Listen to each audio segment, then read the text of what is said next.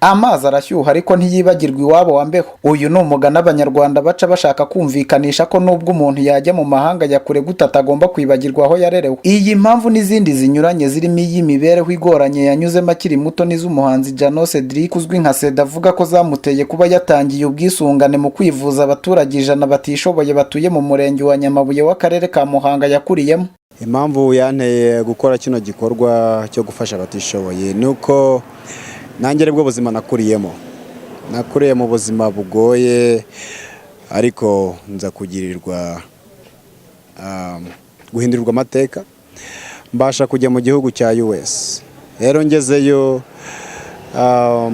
biba ngombwa ko ngomba kuzagaruka nkibuka nabo nasize kuko ubuzima nabayemo ubuzima naciyemo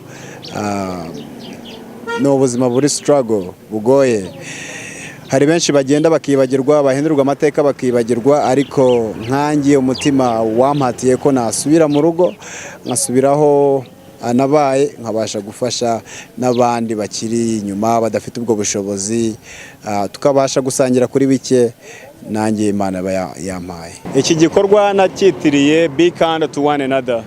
Bishatse kuvuga ati bandirana neza na mugenzi wawe cyangwa se navuga ntibasha gufasha mugenzi wawe waba ufite waba udafite icyo ushoboye cyose sangira neza na mugenzi wawe cyangwa se bandirana neza na mugenzi wawe ari nayo ndimo ndakoraho muri iyi minsi aho ndimo ndakorana na Riderman ndetse na Social Mola kuri iyo subject to so ikazabageraho vuba hangaha ikazaba yitwa be kind to one another. Abahawe inkunga y'ubwisungane mu kwivuza ndetse n'umunyamabanga nshingwabikorwa w'umurenge wa Nyamabuye Rurangwa bayishimiye cyane kuko ngo ari ingenzi mu buzima. Tuzakiriye neza cyane, murakoze rwose Imana ibongerera umugisha kandi Imana izabasubizaho mukuye ibyo muduhaye. Nzakiriye nezerewe cyane, mbese ukuntu nishimye Imana niyibizi, ariko rwose mbasabiye imigisha itagabanije aho bazaba bari hose bakaba bibuka ababyeyi. Ndabyishimiye ndanezerewe cyane. Imana ibaho umugisha mwinshi kandi aho bakuye n'umutima mwiza batekerejeho kugira ngo batwiteho, Imana izabakubire inshuro nyinshi kandi ikigeretseho izabahe n'ubugingo buhoraho. Yatanze ubufasha bukenewe gutanga ubwisungane mu kwivuza ku baturage.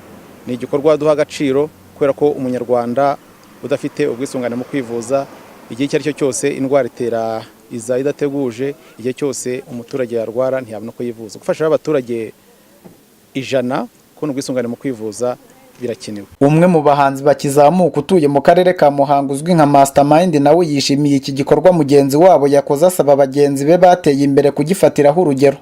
Mu by'ukuri iki gikorwa twacyakiriye neza cyane nkanjye witabiriye uyu muhango n'ibintu byanejeje cyane, birimo no kuba nshobora ntabwo ari we wenyine wagiye, ni benshi bagiye ariko we yagize umutima wa kimuntu kuba yagarutse. Ngira ngo nabwira n'abandi bagenzi bacu bagiye bafite aho bageze yuko bagira umutima nk'uwa Cedric bakagaruka bakagira icyo bafasha abaturage baho bagiye baturuka, si hano gusa n'ahandi bagiye baturuka bakaba bagenda bakajya basubirayo bagakora ibi bikorwa nk'icyo Cedric yakoze. Uretse kuba Djano Cedric n'umufasha we bishyuriye abaturage 100 bo mu murenge wa Nyamabuye ubwisungane mu kwivuza bw'uyu mwaka, banahaye isakaro y'ubwiherero imiryango igera kuri 16 ibarizwa muri iyi yahawe ubwisungane mu kwivuza ndetse bamwe muri bo banahabwa imyambaro.